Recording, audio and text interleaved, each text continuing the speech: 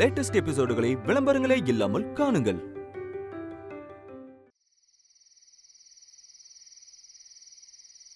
நீங்க என்னோட point of வியூல இருந்து பார்த்தா எல்லாம் தப்புதான். ஆனா உங்களோட பாயிண்ட் ஆஃப் வியூல இது 100% சரி. இந்த பிரச்சனையை நானும் என்னோட பாயிண்ட் ஆஃப் வியூல இருந்து பார்க்கல.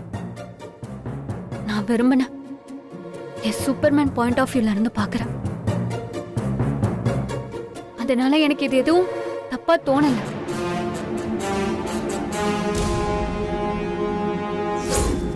என்ன நடந்தாலும் அவரை மனமேடையில நிறுத்தி கல்யாணத்தை நடத்துறதுக்கு ஒரு சின்ன பிளே பண்ணலாம். சூப்பர்மேன், எப்படி உங்களை என் நடிப்புல மயக்கி உங்க கையாலே என் கழுத்துல தாலி கட்ட வைக்கிறேன்னு மட்டும் பாருங்க. இல்ல தானே, நீ என்ன சமாதானப்படுத்துற மாதிரி பேசினாலும் நான் பண்ணது பெரிய தப்பு தான். சாரி, அதுக்காக நான் உங்கள்கிட்ட மன்னிப்பு கேட்டுக்கிறேன். மித்ரா விஷயத்தில் நான் என்னெல்லாம் நினச்சி பண்ணணும் அது எல்லாமே தோல்வியில் போய் முடிச்சிருச்சு. அதனால தான் நான் காந்திமதி அம்மாக்கிட்டேயும் கார்த்திக் சார்கிட்டையும் எல்லா உண்மையுமே சொல்லி இந்த கல்யாணத்தை நேரத்தில் தான் முடிவு பண்ணி போனேன். அதுக்குள்ளே நீ குறுக்க வந்துட்ட. நல்ல வேலை நான் குறுக்க வந்தேன். இல்லைன்னா இந்நேரம் உள்ள வந்து உண்மையை சொல்லி கல்யாணத்தை நிறுத்திருப்பீங்கல்ல. இவ்வளவு கஷ்டப்பட்டு விதைச்சு தண்ணி ஊத்தி செடி வளர்த்து இப்படி பூ பூக்குற நேரத்துல அதை புடுங்க போறேன்னு சொல்றீங்களே, இது உங்களுக்கு நியாயமா இருக்க சூப்பர்மேன்? நல்ல வேலை நான் குறுக்க வந்தேன். இல்லனா இவ்வளவு நாள் கஷ்டப்பட்டது எல்லாமே வீணா போயிருக்கும். இங்க பாருங்க சூப்பர்மேன், நடந்த வரைக்கும் எல்லாமே கரெக்டா தான் போயிட்டு இருக்கு. இப்படியே கல்யாண மேடை வரைக்கும் மெயின்டைன் பண்ணலாம். மித்ராக்கு கண்டிப்பா மனசு மாறுவாங்க. நீங்க கொளுத்துன தெரி கரெக்டா எரிஞ்சு போயிட்டு இருக்கு. வெடிக்க போற நேரத்துல தண்ணி ஊத்தி அணைச்சிடாதீங்க. இல்ல தானே, நீ நினைக்கிற மாதிரி மித்ரா மனசு மாற மாட்டா. அவ ஒரு தடவை முடிவு பண்ணிட்டானா அதுக்கப்புறம் நம்ம என்ன பண்ணாலும் அவ இறங்கி வரமாட்டா. அதை புரிஞ்சிக்காம கல்யாணத்தை மேடை வரைக்கும் கொண்டு போய் உன் குடும்பத்தை தலை குனி வைக்க நான் விரும்பல. இல்ல, இந்த பிரச்சனையை தொட விட்டுரு. அவசரப்படாதீங்க சூப்பர்மேன். என்னோட லவ் தான் ஃபெயிலியர் ஆயிடுச்சு. ஒன் சைடு லவ்வா போயிடுச்சு. ஆனா உங்க லவ் சக்சஸ் ஆகணும். மறுபடியும் நீங்களும் மித்ராக்காவும் ஒண்ணு சேரணும். அதுக்காக நான் என்ன வேணாலும் பண்ண தயாரா இருக்கேன். இவ்வளவு நாள் நீங்க பண்ணீங்க, இப்போ நான் பண்றேன். எனக்கு ஒரே ஒரு சான்ஸ் கொடுங்க. உங்க 2 பேரையும் நான் சேர்த்து வைக்கிறேன்.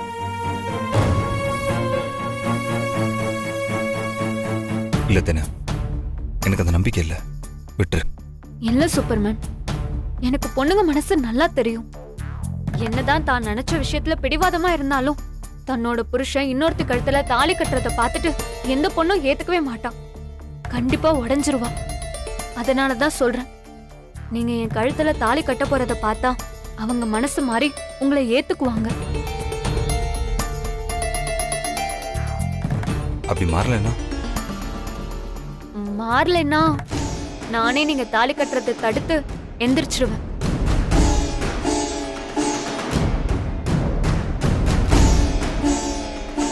தேனு, ஏம்மா நீ இந்த மாதிரி பண்ணனா அப்புறம் உன் வாழ்க்கையும் எதிர்காலம் என்ன ஆகுதுமா? அதை பத்தி நீங்க கவலைப்படாதீங்க. கல்யாணம் பொண்ணா நடிக்க போறது நானே கவலைப்படல. நீங்க எதுக்கு கவலைப்படணும்? இங்க பாருங்க அங்கிள், என் சூப்பர்மேனுக்காக நான் என்ன வேணாலும் பண்ணுவேன். இத பண்ண மாட்டேனா? சூப்பர்மேன், பாட்டி கிட்டயும் மாமா கிட்டயும் இப்ப போய் உண்மையை சொன்னாலும் நாளைக்கு காலையில உண்மையை சொன்னாலும் ரெண்டுமே ஒண்ணுதான். நீங்க ஒரு பிளான் போட்டீங்க, அது எக்ஸிக்யூட் ஆகும்போது ஏன் பாதிலே நிறுத்துறீங்க? எப்பவும் முன் வச்ச கால பின் வைக்க கூடாது சூப்பர்மேன். வெற்றியோ தோல்வியோ கடைசி வரைக்கும் மோதி பார்க்கணும். இப்ப கூட ஒண்ணும் இல்ல, நீங்க போட்ட பிளான் படியே போகட்டும். நாளைக்கு காலையில நீங்க என் கழுத்துல தாலி கட்டும் போது மித்ராக்கா ஏதாவது ரியாக்ஷன் கொடுக்கறாங்களான்னு பார்க்கலாம். இல்லனா நானே எந்திரிச்சு எனக்கு இந்த கல்யாணத்துல இஷ்டம் இல்ல நிறுத்திடுறேன். உங்க மேலயும் பழி விழாது, மத்தவங்களுக்கும் எந்த பிரச்சனையும் இல்லாம போயிடும். தாலி கட்டுற நேரத்துல கல்யாணம் நிக்கிறது நம்ம ஊர்ல ஒண்ணும் புதுசு இல்லை. அப்படி இல்லைன்னா இன்னொரு சான்ஸும் இருக்கு. எல்லாரும் முன்னாடியும் நீங்க 2 பேரும் ஹஸ்பண்ட் அண்ட் ஒய்ஃப்ங்கிற உண்மையை சொல்லி உங்க 2 பேரையும் சேர்த்து வைக்கிறதுக்காக தான் நான் இப்படி ஒரு பிளான் போட்டேன்னு சொல்றேன். மித்ராக்கா அப்போ உங்களை ஏத்துக்கிட்டு தானே ஆகணும். ரொம்ப நன்றிம்மா. எங்கே நீ எங்களுக்கு தரங்களை இருப்பியோன்னு நினச்சோம். ஆனால் நீயே எங்களுக்கு உதவி பண்ணுறதா சொல்கிற. தெரிஞ்சோ தெரியாமலோ எங்களால் உன் வாழ்க்கையும் பாதிக்கப்பட்டிருக்கு. எங்களை மன்னிச்சிருமா. என்ன தம்பி, அதை தேனுவே கல்யாணத்தை நிறுத்திடுறேன்னு சொல்லிட்டல. ஒருவேளை தேனு சொல்கிறதுக்கு முன்னாடி மித்ராவை இந்த கல்யாணத்தை நிறுத்திட்டா நமக்கு நல்லது தானே? என்ன சொல்கிறீங்க தம்பி? தேனு, ஒருவேளை மித்ரா மனசு மாறலன்னா நீ சொன்ன மாதிரி கடைசி நேரத்தில் எந்திரிச்சிட்டுவல்ல தேனு, நீ எதுவும் ஏமாத்திட மாட்டல? அது எப்படி சூப்பர்மேன்? இன்னொருத்தவங்களோட புருஷனை என் கழுத்துல தாலி கட்ட விடுவேன்? ஒரு குழந்தைக்கு அப்பான்னு தெரிஞ்சதும் எந்த பொண்ணாச்சும் கல்யாணம் பண்ணிக்க சம்மதிப்பாளா? நான் உங்களை காதலிச்சிருந்தாலும் நீங்க இன்னொருத்தர் நினைப்புல வாழ்றீங்கன்னு தெரிஞ்சும் நான் எப்படி உங்களை கல்யாணம் பண்ணிக்க நினைப்பேன்? அப்படி நினைச்சா நான் உண்மையா உங்களை லவ் பண்ணலன்னு அர்த்தமாயிடும் சூப்பர்மேன். இப்பவும் சொல்றேன், நான் உங்களை மனசார காதலிக்கிறேன். அதனாலதான் உங்க விருப்பத்தை நிறைவேற்றி வைக்கணும்னு நினைக்கிறேன். அதுக்கு எனக்கு ஒரு சான்ஸ் கொடுங்க சூப்பர்மேன், ப்ளீஸ். சரி தானே, நீ எனக்காக இவ்வளோ தூரம் மனசு மாதிரி ஹெல்ப் பண்ணுறேன்னு சொன்னதுக்கு ரொம்ப தேங்க்ஸ் தானே. இப்பயே தேங்க்ஸ் சொல்லாதீங்க சூப்பர்மேன். நீங்களும் மித்ரா அக்காவும் ஒண்ணுக்குள்ள ஒண்ணா ஆனதுக்கு பிறகு எனக்கு தேங்க்ஸ் சொல்லுங்க. அப்பதான் அது சரியா இருக்கும். ரொம்ப நன்றிம்மா. இந்த சின்ன வயசில் உனக்கு எவ்வளோ பெரிய மனசு. உன் வாழ்க்கை பாதிச்சிரும் தெரிஞ்சும் இந்த தம்பியை அவன் பொண்டாட்டி கூட சேர்த்து வைக்க நினைக்கிறியே, உனக்கு ரொம்ப பெரிய மனசுமா. நீயே உதவி செய்கிறேன்னு சொன்னதுக்கப்புறம் அவங்க எப்படி ஒன்று சேராம போவாங்க? கண்டிப்பாக ஒன்று சேர்ந்துருவாங்க. என் லவ் தான் ஒன்றும் இல்லாம போச்சு. என் சூப்பர்மேனோட லவ் ஆச்சும் ஒன்று சேரட்டும். All the best. தேங்க்ஸ். அப்புறம் இன்னொரு முக்கியமான விஷயம், இந்த விஷயம் மித்ராவுக்கு தெரிய வேண்டாம், நமக்குள்ளே இருக்கட்டும். அது எப்படி சொல்லுவேன்? நீங்க 2 பேரும் ஒன்னா சேர்ற வரைக்கும் நான் வாயே திறக்க மாட்டேன். நீங்களும் இப்படி மூஞ்சி தூக்கி வச்சிட்டு இருக்காம நிஜமாவே ஜாலியா கல்யாணத்துக்கு ரெடி ஆகிற மாதிரியே ஆக்டிங் போடுங்க. அப்பதான் மித்ராக்கா டிஸ்டர்ப் ஆவாங்க. போங்க, நிம்மதியா தூங்குங்க. காலையில பார்க்கலாம். Good night. சரி, ஓகே. மாப்பிள்ள, இப்போ தாண்டா மனசுக்கு நிம்மதியாக இருக்குது. தேனுக்கு உண்மை தெரிஞ்சு அவன் என்ன செய்ய போகிறாளோ எது செய்ய போகிறாளோன்னு பயந்துட்டு இருந்தேன். இப்போ அவளே நமக்கு உதவி செய்ய போகிறதா சொல்லிட்டு போகிறா. ஆனால் அவனோட தேனு கல்யாணத்தை நிறுத்த போகிறாளோ இல்லையோ, கண்டிப்பாக உன் பொண்டாட்டி கடைசி நேரத்தில் கல்யாணத்தை நிறுத்திடுவா. அந்த நம்பிக்கை எனக்கு இருக்கு மாப்பிள்ள. அதுக்காக மாம்ச நானும் இத்தனை நாளாக காத்துக்கிட்டு இருக்கேன்.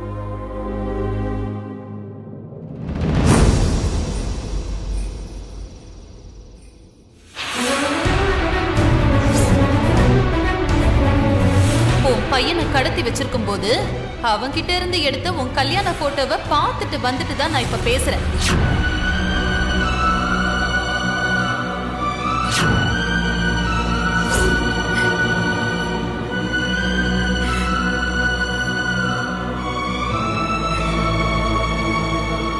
என் கல்யாண போட்டோவை விக்ரம் கிட்ட இருந்து வாங்கினதா சொன்னாங்களே, அப்ப விக்ரம்க்கு எல்லா உண்மையும் தெரியுமா? அப்ப அவன் எல்லாமே தெரிஞ்சுதான் எதுவும் தெரியாத மாதிரி நடிச்சிருக்கானா?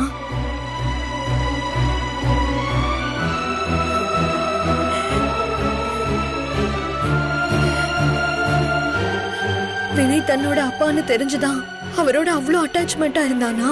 கடவுளே,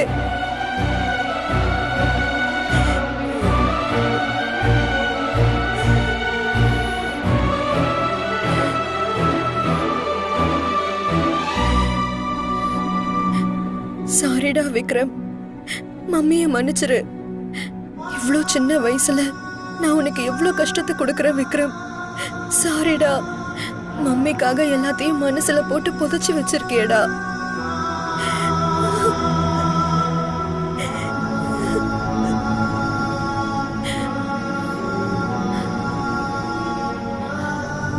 daddy daddy Vikram, Vikram. Daddy, நான் உங்களை அங்கிள்னு கூப்பிட்டாலும் நீங்க தான் என்னோட டாடின்னு எனக்கு தெரியும் டாடி.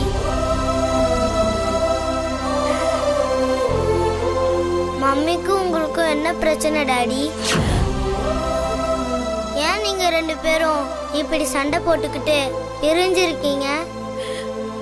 டாடி, நான் ஒன்று சொல்லவா? நீங்களும் மம்மியும் சேர்ந்திருந்தாதான் எனக்கு ஹாப்பி, தெரியுமா? டாடி, நீங்க இந்த கல்யாணத்தை நிறுத்திடுவீங்க தானே? நீங்க எனக்கு ப்ராமிஸ் பண்ணி கொடுத்தீங்க இந்த கல்யாணத்தை நிறுத்திடுவேன்னு. நீங்க சொன்ன மாதிரியே இந்த கல்யாணம் நடக்காதுல்ல டாடி? நீங்க நிறுத்திடுவீங்க தானே? எனக்கு நீங்களும் மம்மியும் ஒன்னா இருக்கணும் டாடி. சண்டை போட்டுக்க கூடாது daddy. Please daddy. Daddy, please daddy.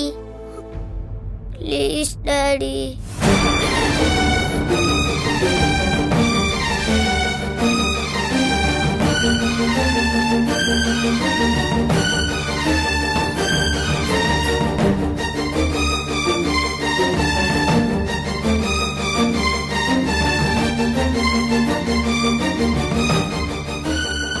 ஆண்டவா, விக்ரம்க்கு எல்லா விவரமும் தெரியுது. நான் தான் இவனை இன்னும் சின்ன பையன்னு நினைச்சிட்டு இருக்கேன். ஆனா என் மனசு கஷ்டப்படக்கூடாதுன்னு எதுவும் தெரியாத மாதிரி இவன் நடிச்சிட்டு இருந்திருக்கான். ச்சே, இது வரைக்கும் நான் என்ன பத்தி மட்டும் சுயநலமா யோசிச்சு எவ்வளவு பெரிய தப்பு பண்ணிட்டேன். பாவம் விக்ரம், அப்பா அப்பான்னு இத்தனை நாளா ஏங்கிட்டு இருந்திருக்கான். ஆனா நான் என் பையனை பத்தி யோசிக்காம என்ன பத்தி மட்டும் யோசிச்சிருக்கேன்.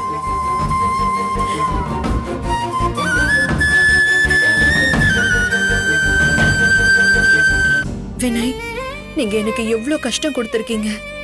என்ன அசிங்கமா நடத்திருக்கீங்க. உங்களால எனக்கு ஏற்பட்ட காயமோ கஷ்டமோ கொஞ்சம் நஞ்சம் இல்ல.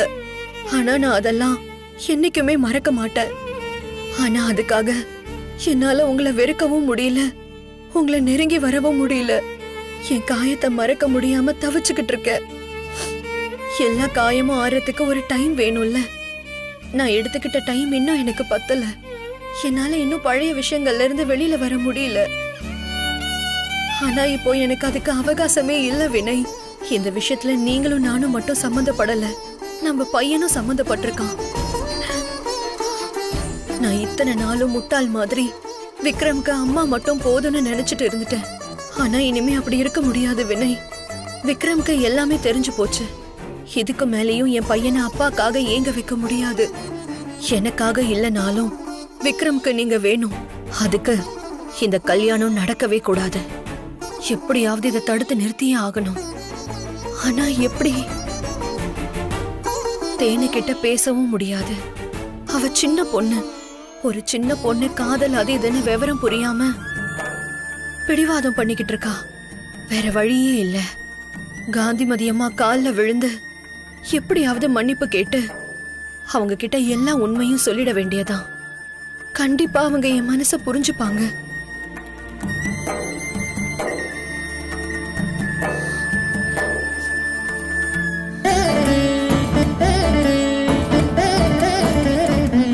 இதுதான் சரி. விக்ரம், நீ கவலைப்படாத.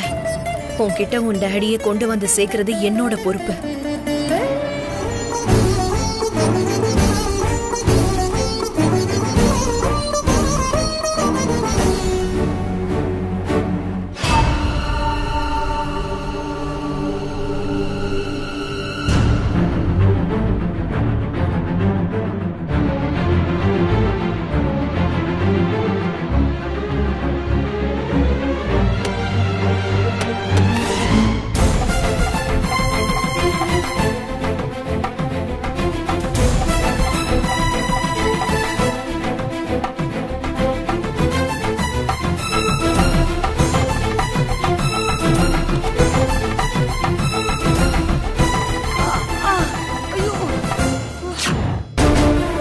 அம்மா, அம்மா, அம்மா, அம்மா, என்னாச்சுமா? ஐயோ, எழுந்திருங்கம்மா.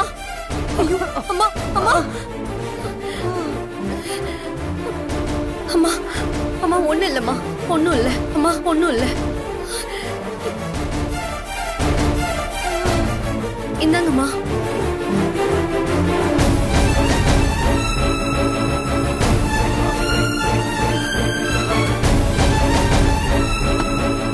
ஒண்ணும் இல்லம்மா, ஒண்ணும் இல்ல, உங்களுக்கு ஒண்ணும் இல்ல. அம்மா, என்ன ஆச்சுமா? நல்லா தானே இருந்தீங்க, திடீர்னு என்னம்மா ஆச்சு? அம்மா, இப்போ எப்படிமா இருக்கு? நல்லா இருக்கேம்மா. இப்ப கொஞ்சம் பரவாயில்ல. இருங்கம்மா, நான் போய் கார்த்திக் சாரை கூட்டிட்டு வரேன். உடனே ஹாஸ்பிட்டலுக்கு போயிடலாமா? மித்ரா, வேண்டாம்மா, ஆஸ்பத்திரியில வேண்டாம். நீ பயப்படாத மித்ரா. இந்த விஷயத்தை நீ யாருக்கிட்டையும் சொல்ல வேண்டாம். மித்ரா, இங்க வாமா. உன்கிட்ட கொஞ்சம் பேசணும். இங்க உட்காருமா.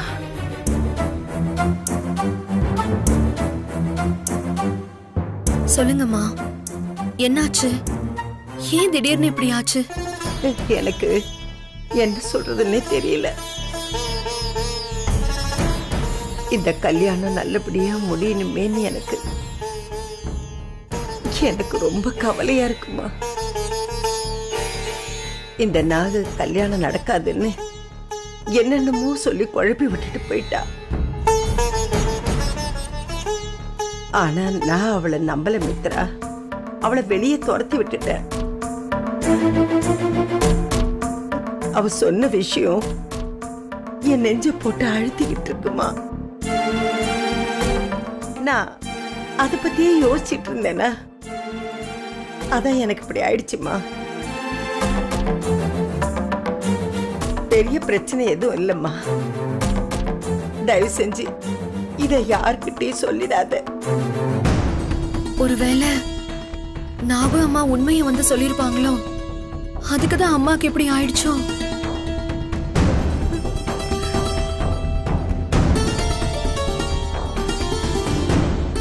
அவன் நாக்குல நரம்பு இல்லாம பேசுறாமா. கொஞ்சம் கொஞ்சமா விஷமேறி ரொம்ப மோசமாயிட்டா. இந்த கல்யாணத்தை நிறுத்துறதுக்காக அவ எந்த எல்லைக்கும் போவா. ஏன் மித்ரா, நீ எத்தனை வருஷமா இந்த வீட்டுல இருக்க? எங்களுக்காக நீ என்னென்னலாம் பண்ணிருக்க? அத பத்தி எல்லாம் அவளுக்கு தெரியுமா சொல்லு.